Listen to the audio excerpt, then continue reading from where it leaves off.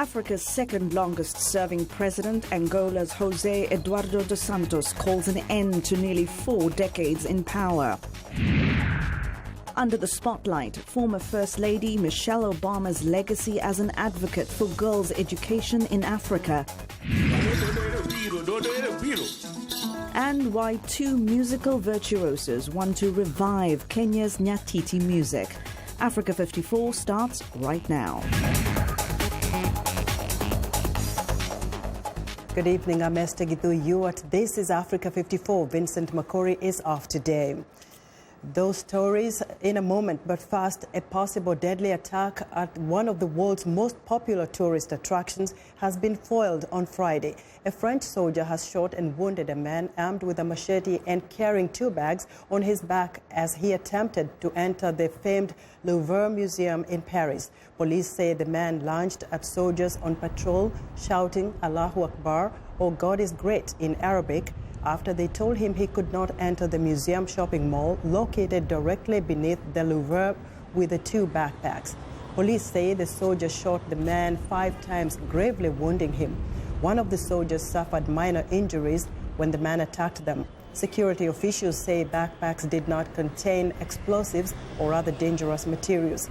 Police have reopened the area, but a heavy security presence remains. European Union heads of state are meeting Friday in Malta to discuss curbing migration from Libya. More than 180,000 people tried to cross the Mediterranean Sea on smugglers' boats in 2016, and more than 3,000 migrants drowned. As Henry Ridgwell reports, the EU faces a huge challenge in trying to halt the flow of migrants to Europe. Malta lies at the heart of the central Mediterranean migrant route and currently holds the rotating presidency of the EU Council. Before the summit, European leaders warned the bloc faces multiple threats, and at the top of the list is the continuing flow of migrants from Libya. Council President Donald Tusk met Thursday with Libyan Prime Minister Fayez al-Sarraj and pledged Europe's support. We have discussed this example of our cooperation with Turkey and other countries in this part of our region. Now it is time to close down the route from Libya to Italy. The EU deal with Turkey saw the number of migrants fall by 80%, but a similar agreement with a fractured state like Libya will be impossible, says Claudia Gazzini of the International Crisis Group via Skype.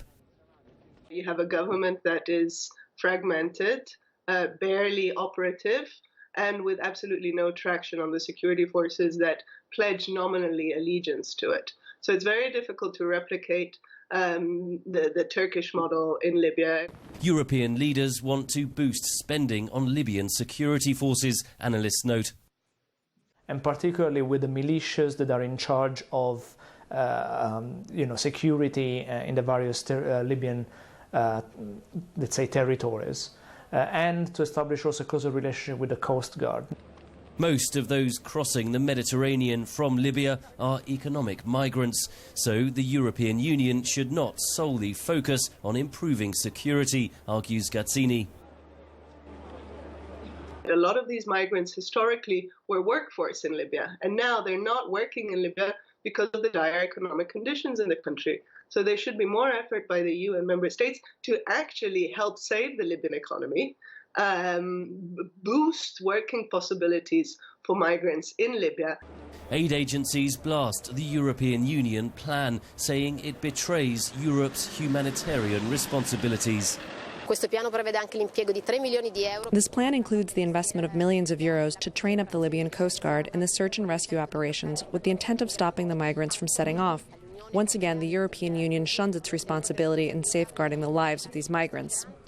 Europe insists it will uphold humanitarian values as it struggles to work with the fractured power bases within Libya to slow the flow of migrants. Henry Ridgwell for VOA News, London.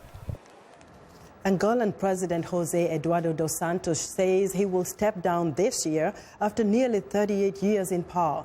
Dos Santos says he won't run in the 2017 presidential election, but will retain control of the ruling People's Movement for the Liberation of Angola. This means he will still have the power to choose parliamentary candidates and appoint top posts in the army and police. Dos Santos, a trained oil engineer and a veteran of the guerrilla war against Portuguese rule, has overseen Angola's oil-backed economic boom and the reconstruction of infrastructure devastated by a 27-year civil war. His critics remain suspicious of his latest announcement, saying he has backtracked on similar pledges in the past. A maritime dispute between Kenya and Somalia is set to go to trial at the International Criminal Court of Justice in The Hague. The two countries are involved in a dispute over stretches of the Indian Ocean that are believed to be rich in oil and gas. Now the UN's highest court has agreed to hear the case. In 2014, Somalia asked the court to rule on the matter after negotiations with Kenya broke down. The ruling has the potential to affect exploration rights that Kenya has granted to a number of oil companies. Kenya had argued that the ICJ does not have jurisdiction over the case. Somalia has welcomed the ruling. New hearings will be scheduled in The Hague, but a decision is likely years away.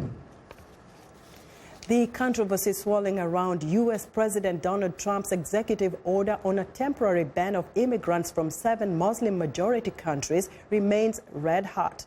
Democrats in the U.S. House of Representatives are renewing their calls for the president to end the policy. VOA's Catherine Gibson reports from Capitol Hill.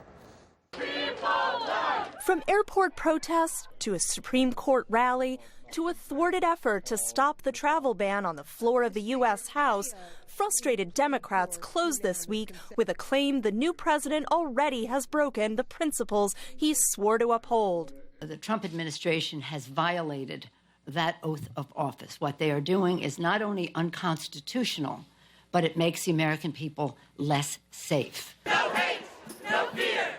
Refugees are welcome here. With the ban sparking nationwide protests, the administration argued public opinion is on its side. A clear majority of likely U.S. voters favor a temporary ban on refugees from Syria, Iraq, Iran, Libya, Somalia, Sudan, Yemen, until the government can do a better job of keeping these individuals out who pose a threat. In the largest Muslim community in the United States, Dearborn, Michigan, the travel ban has already resulted in outsized fears, said that area's representative. I cannot express to you enough the fear that is in their hearts and souls that someone's going to knock on their door at 3 a.m. and pull them out of their beds and deport them from this country. Dingell said the price exacted by the executive order has too high a cost. We all want to protect our national security, but the fact of the matter is national security also means protecting the very core pillars of our Constitution, which is freedom of religion. Opponents say the ban harms U.S. image and security in the very countries that are targeted. And one career U.S. diplomat worries, in the entire Muslim world. America has been a welcoming, open country for immigrants and refugees from all countries, from every religion, for hundreds of years. And I would hope that they would recognize that this is a temporary measure. But I do worry that the way it was announced and the way it has been carried out is going to send the opposite message. But House Speaker Paul Ryan told reporters he would never support a Muslim ban. Instead, he sees it as a pause in immigration for very practical reasons. After the Paris shooting, it became clear to us that one of the terrorists infiltrated the refugee population coming from Syria. So we wanted to make sure that didn't happen here in this country. That's just sort of like national security 101. A sign that even as opponents battle the order in court, the Trump White House is unlikely to back down. Catherine Gibson, VOA News, Capitol Hill. Liberian Vice President Joseph Boakai is here in Washington, where he attended the U.S. National Prayer Breakfast on Thursday. He also spoke to VOA reporter James Buddy on the African Union's concerns over the U.S. temporary ban on refugees, some of them from the continent, as well as his expectations on U.S.-Liberia relations under the Trump administration.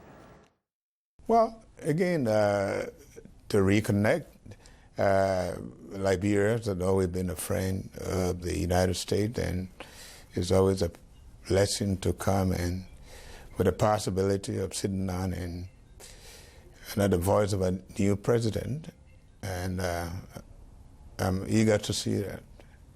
I wonder right now there is big news going on about a travel ban. How is that playing in Liberia? Well, I don't think that is affecting us. We definitely should have no cause to worry, and Liberia had always been a very good friend of the United States, and we don't think any Liberian at home is worrying about that. And generally, the African Union has come out to say, perhaps everybody should be able to travel when they want to travel. Well, that should be the norm, but I understand it's a temporary ban, so we do look forward to it being temporary, and maybe everything can come back to normal. Mr. Boakai says he will be running to succeed President Ellen Johnson Sirleaf during the October presidential race, but Liberian opposition parties are going to retire him through the ballot. Now, we have an important programming note. Next week, we present a powerful 4-part series on Boko Haram. From its base in northern Nigeria, the terrorist organization targets both Muslims and Christians. Boko Haram members hide behind masks, but now, without their permission, VOA has obtained secret videos shot by Boko Haram. This exclusive footage shows their faces as they commit terrorist acts. The videos also reveal a powerful struggle among Boko Haram leaders.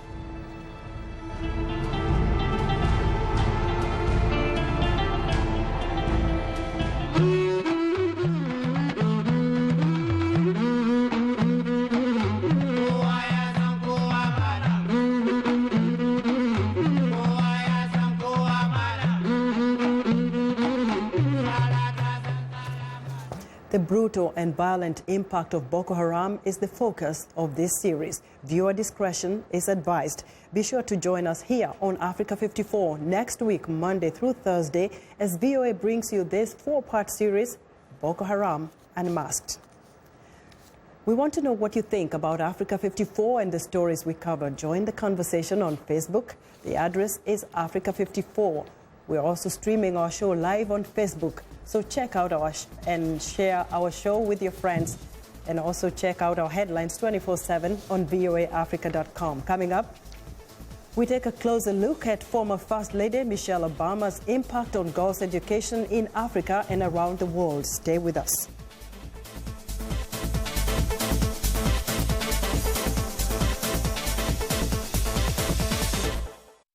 I am Sheka Sali, host and senior editor of VOA's international call-in talk show, Straight Talk Africa. Today, we'll examine the tobacco industry. We pretty much touch on anything that you can think of. Politics, health issues, human rights issues, you name it, we talk about it. The issues that we discuss are pertinent to most people on the African continent. A very, very rare and unique opportunity to interact with their leaders.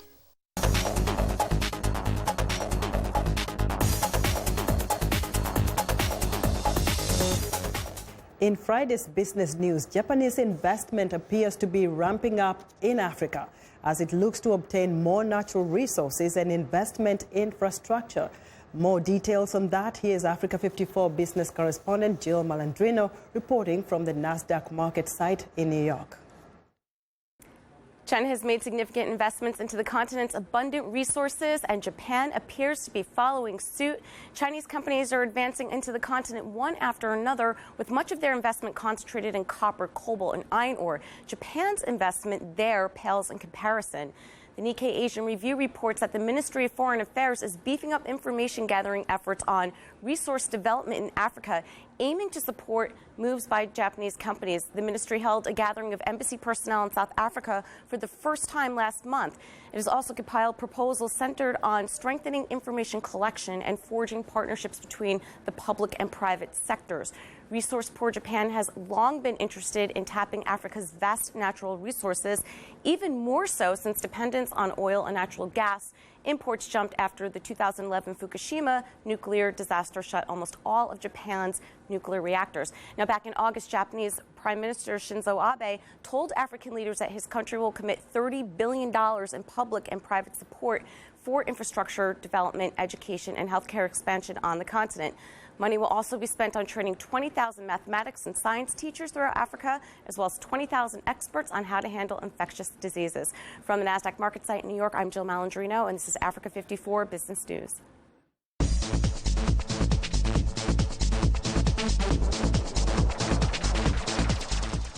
Former U.S. First Lady Michelle Obama left the White House armed with high popularity ratings for her dedication to improve American lives. But she dared to do more for Africa and the world with her education initiative, Let Girls Learn. And joining me now to talk about the former First Lady's contribution to girls' education in the continent is Dr. Christine Marty Ochola, President of the Sub-Saharan Africa Chamber of Commerce. Christine, welcome to Africa 54. Thank you. Let's first of all look at this initiative. And what do you think is Michelle Obama's impact on this initiative for the continent of Africa? I would say probably her biggest impact has been motivating people to elevate the need to pay attention to girls' education and the gap that existed, and probably still does exist, between boys' education and girls' education, and really making it a forefront conversation. Mobilizing the grassroots to put in place resources, look at policies, look at public education and how that is being made accessible to girls. And because of that, we've seen a big decrease in the gap that was there. Last check, I think there's almost 36 million more girls accessing primary and secondary education over the past 5-6 years compared to before this became a really front and center conversation. And you know, she did this with a lot of dedication. We saw her go to Liberia, go to a couple of countries, even, elsewhere other than the continent of Africa. But I think maybe one of the challenges, as you and I come from the continent of Africa, is the way we have this patriarchal society where men think that, traditionally we saw that. We take the boys to school. And the girls go work with the mothers and they don't have to go to school. It wasn't a priority. You think that is changing? And does this, impact from Michelle, who the world looked as somebody who we needed to learn from, somebody who came from here and wanted to impart that kind of knowledge and impact on the continent? Do you see that happening? I think it's happening. I've seen it happen. And the reason I say that is because, there are multiple conversations she's had with various groups, whether they are not-for-profit organizations, whether they are government entities, whether they are first ladies from various African countries, where the conversation has moved from, okay, let's let the girls go to school, to what are some of the cultural biases that are preventing girls from being able to thrive in the classroom environment. So let me give you an example, and this is something she talked about. You have a situation where a girl and a boy wake up in the morning, they're both allowed to go to school, right? But at the end of the day, when they come back, the boy can sit down and do his homework, but the girl's going to go out for firewood, she's going to get water, she's going to cook, right? She'll probably take care of her younger siblings, maybe massage her mother's back or wash her dad's feet. I mean, I'm sure you can recognize some of that. So the boys get to do... So the boys get a chance to continue with the academic path and strengthen that, whereas the girl does all of the a lot of the home management affairs, and then sometime late at night does her work. So what Michelle did was she encouraged people to pay attention to what are the cultural issues that are preventing girls from actually excelling. Let's look at some of the African first ladies who have made an impact and made quite some contributions to their communities. In fact, what comes to mind maybe immediately for me is the First Lady of Kenya, Margaret Kenyatta, who has done some work on Beyond Zero, trying to save people's mothers' lives and the children. And I'm sure you have a couple more. What can you tell us about that? I mean, I would say for Beyond Zero, one of the biggest things, that Margaret Kenyatta was trying to do was to reduce the infant mortality rate and death rates from mothers who are in the process of giving birth. And she put in place a mobile health system that would go to various remote villages, right, to help women traverse this, what should be a natural process of giving birth in a situation where they're not afraid. And I believe there are others because we're running out of time. Aisha Buhari doing some Aisha work. Buhari is doing a lot of work. She had been indicated as someone who, her husband indicated that, you know, he may not have known her political affiliations, but he knows that she's wedded to his kitchen. Because of that, it's motivated her to get more girls paying attention to not only their education, but and many political. more African first ladies are doing a lot of work Monica to Gingos change. from Namibia is doing phenomenal work with her One Economy Foundation. Dr. Christine, thank you very much for talking to us. Thank you. Dr. Christine Marty Ochola is president of the Sub-Saharan Africa Chamber of Commerce. It's time now for a short break. Still to come on Africa 54. Old and young team up to revive Nyatiti music in Kenya. We'll be right back.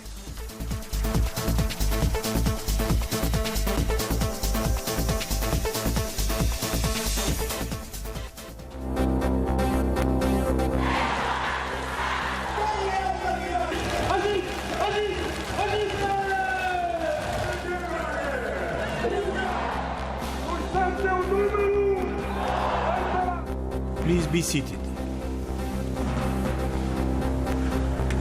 Merits were accordingly suspended, reached the outer limits of its continent.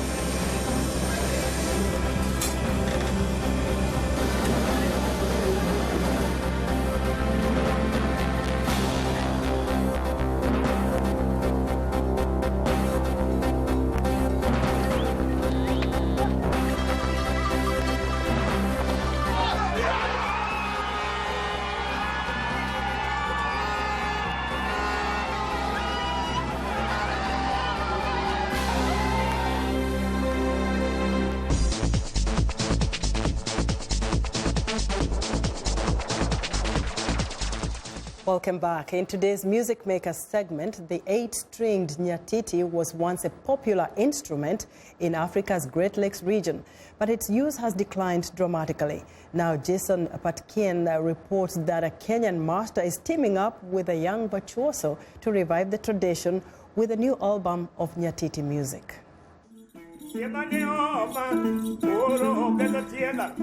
Oduar Nyagweno has been playing the Nyatiti since he was a boy in Kenya's western region. I started when I was 13, when I first saw the instrument and when I first held the instrument. It was a good feeling. It was an indescribable feeling. Now I'm 70 years old and I'm still playing. His nickname, Nyagweno, means spring chicken in the Luo language. He earned the name for his boundless energy as a young Nyatiti player.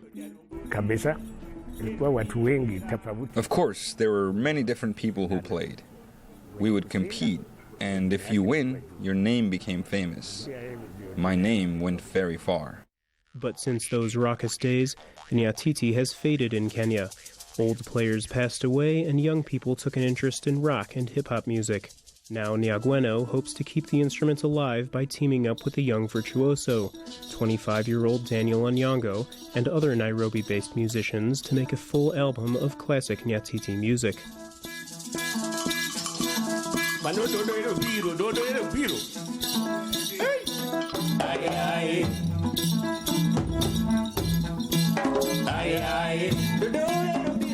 Onyango has studied under Nyagweno for 7 years. He has taken the Nyatiti international, performing in Uganda, Sweden, and the United States. He also gives the old instrument a modern twist, playing the Nyatiti in a band that includes electric guitar, saxophone, and drums. Young people picking up the instrument, they are able to even experiment and come up with new ideas on how to popularize the instrument. People within the urban set, they perceive this as an instrument that you can only play for the tourists. And I think that has had a negative effect on our musical heritage. But also it's a good challenge because there's a more possibility. You automatically stand out among thousands of musicians who play like Western guitar. For Nyagweno, seeing a new spring chicken play the Nyatiti gives him comfort that his legacy won't be lost.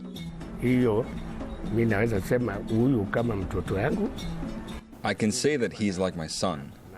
Playing the Nyatiti will not stop with my death. He will continue the traditions of the past. It cannot be extinguished yet as long as we are teaching them. The album titled Odwar Nyagweno and the Nyatiti Attack will be released in May by Kenya's Dagoretti Records. Sour. Jason Patinkin for VOA News, Nairobi. On Sunday, millions of people worldwide in some 170 countries will tune into Super Bowl 51, the championship game of the U.S. National Football League. While the favored New England Patriots battle the Atlanta Falcons on the field, nervous advertising executives will be cheering for a victory in a different winner-take-it-all contest. VOA's Robert Raphael explains.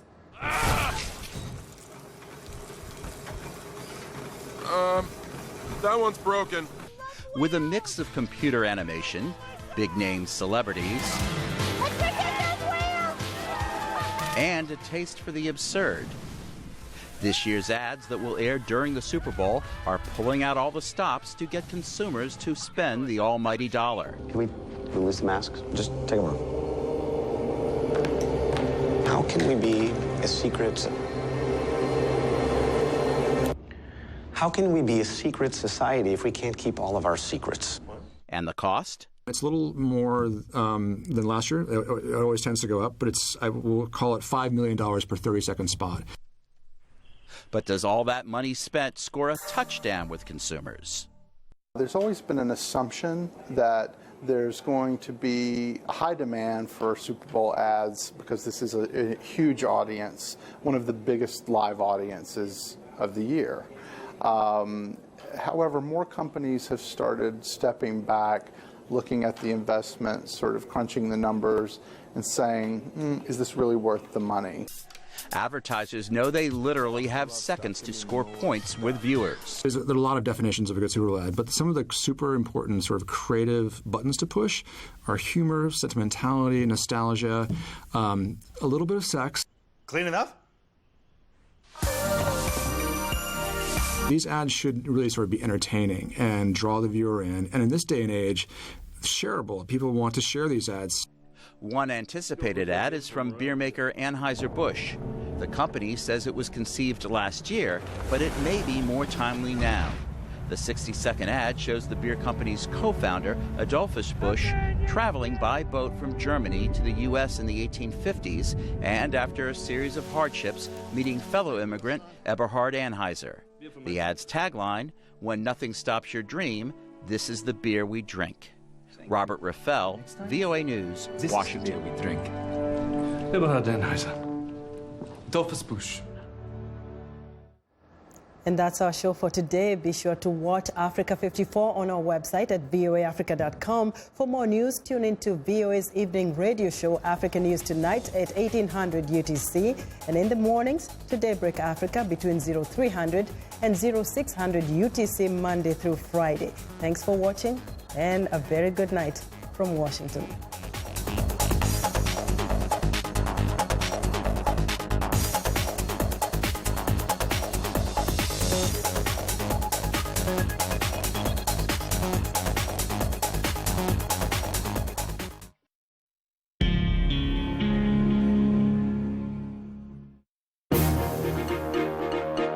Welcome to the Voice of America's Newswords.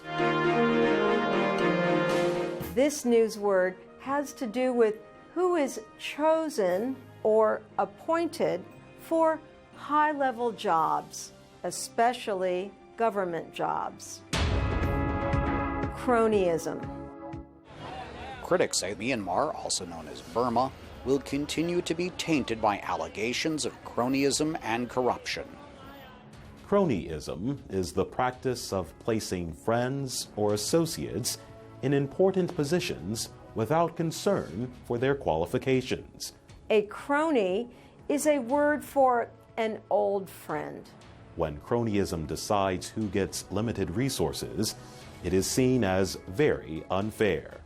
Find more newswords on our website.